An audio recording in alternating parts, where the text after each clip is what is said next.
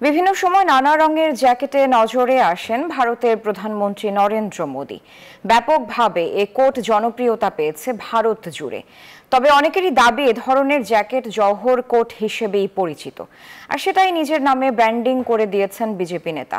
তবে মূল ঘটনা কি ছিল তা নিয়ে বিস্তারিত জানিয়েছেন ভারতের এক বিখ্যাত পোশাক প্রস্তুতকারী সংস্থা।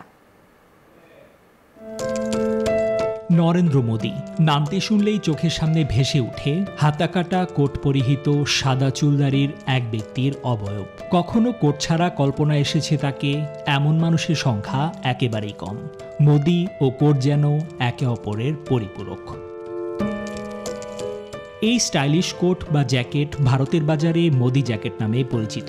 তবে এই কোট নিয়ে বিতর্কেরও শেষ নেই। অনেকেরই মতে কুর্তার উপরে এই ধরনের জ্যাকেট পরিচিত জওহরলাল কোট হিসেবে, আর সেটাই এখন নিজের নামে পরিবর্তন করিয়ে ফেলেছেন মোদি।